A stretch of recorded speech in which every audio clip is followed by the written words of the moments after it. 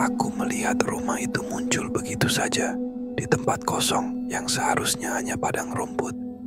Dan anehnya, aku ingat jelas rumah itu tidak ada di sana pagi tadi.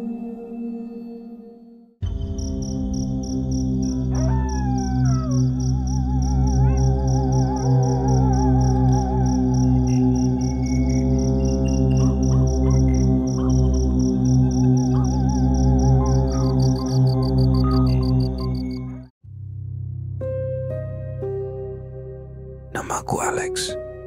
Aku berumur 15 tahun sekarang. Tapi waktu itu, aku baru menginjak umur 12. Ini cerita tentang rumah yang tidak seharusnya ada. Rumah yang muncul hanya saat malam hari. Dan kalau kau masuk ke dalamnya, kau tidak akan pernah keluar dalam keadaan yang sama. Semua berawal saat aku menginap di rumah pamanku di pinggiran kota kecil yang tenang.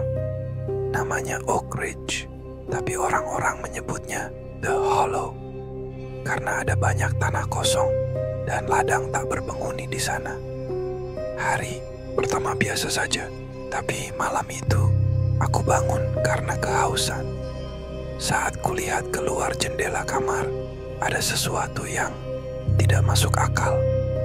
Di tengah ladang kosong di belakang rumah pamanku, berdiri sebuah rumah tua besar, berwarna gelap dan berkabut tipis menyelimutinya. Padahal siangnya aku main sepeda ke sana. Tidak ada rumah, tidak ada apapun. Keesokan paginya, aku tanya ke pamanku, "Uncle Ray, rumah siapa di belakang sana yang di dekat pohon oak tua?" Dia menatapku aneh, lalu tertawa kecil. "Rumah? Tidak ada rumah di sana, Alex. Itu cuma ladang kosong." Aku mengajak dia ke belakang, menunjuk tempatnya. Tapi rumah itu hilang. Yang ada hanya rumput liar dan satu pohon besar. Tidak ada jejak pondasi, tidak ada bekas bangunan. Aku mulai berpikir aku hanya mimpi. Tapi malam berikutnya, rumah itu muncul lagi. Bentuknya sama. Kayu-kayunya tua dan catnya terkelupas.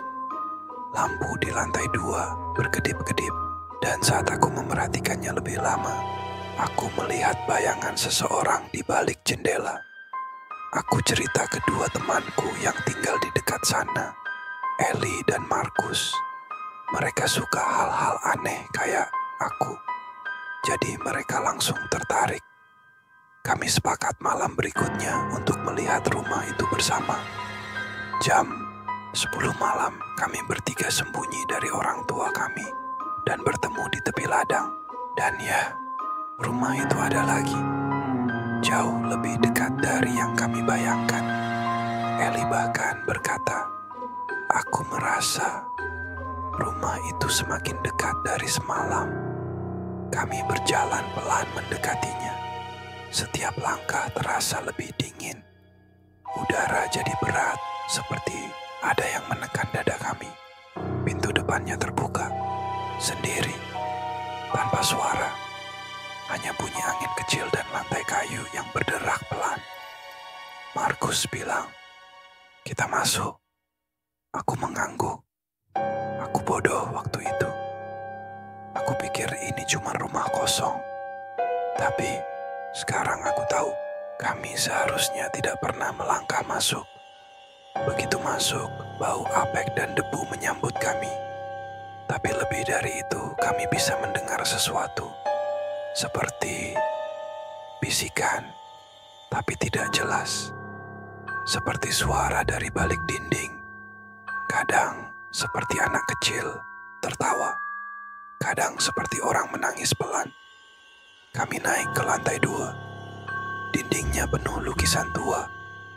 Salah satunya membuat kami semua berhenti. Itu gambar 3 anak. Wajah mereka sama persis seperti kami. Ellie pingsan di tempat. Markus muntah. Aku tidak bisa bergerak. Di bawah lukisan tertulis dengan goresan seperti kuku. Mereka datang, mereka melihat, Mereka tidak pernah pulang. Kami seret Ellie ke lantai bawah, berusaha kabur. Tapi saat kami buka pintu depan, itu bukan ladang di luar sana, melainkan lorong panjang penuh pintu-pintu tua. Kami panik, berlari, buka satu pintu, lalu pintu lain. Tapi semuanya membawa kami kembali ke tempat yang sama, kamar dengan lukisan itu. Lalu kami dengar suara langkah kaki di lantai atas, pelan, lalu cepat, seperti seseorang berlari ke arah kami. Markus menjerit. Ellie bangun dan mulai menangis. Aku berdiri di depan mereka, mencoba berani. Tapi pintu itu terbuka sendiri. Yang masuk bukan manusia, bukan hantu yang transparan, tapi sosok hitam, tinggi, wajahnya penuh bekas luka dan matanya kosong, putih. Dia tidak bicara, hanya menunjuk ke satu pintu di ujung lorong, lalu menghilang. Kami tidak punya pilihan. Pintu itu membawa kami keluar, kembali ke halaman rumah, tapi bukan malam, bukan ladang. Kami ada di tempat lain, dunia lain. Langitnya merah gelap. Rumah itu jauh lebih besar sekarang, seperti istana bayangan. Setiap jendela punya mata yang mengintip keluar. Dan dari balik tanah, tangan-tangan muncul, memanggil kami kembali. Kami lari. Markus terjatuh dan hampir diseret.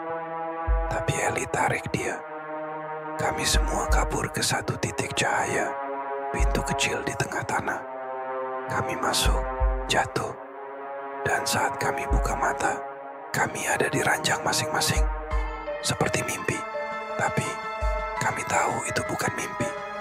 Setiap dari kami punya bekas luka kecil di leher, seperti cakaran. Ellie tidak pernah bicara lagi. Markus pindah kota. Aku tetap di sini. Dan setiap malam aku bangun jam 3 pagi. Dan rumah itu ada di sana lagi. Tidak ada orang lain yang bisa melihatnya. Hanya aku. Aku coba rekam, tapi video selalu rusak. Aku coba cerita, tapi tidak ada yang percaya. Tapi aku tahu, rumah itu menunggu seseorang baru. Rumah itu hidup. Ia muncul saat malam dan menelan siapapun yang cukup bodoh untuk melangkah masuk. Jadi jika kau sedang berjalan di malam hari dan kau melihat rumah yang belum pernah ada sebelumnya, jangan dekati, jangan masuk, karena rumah itu bukan milik manusia,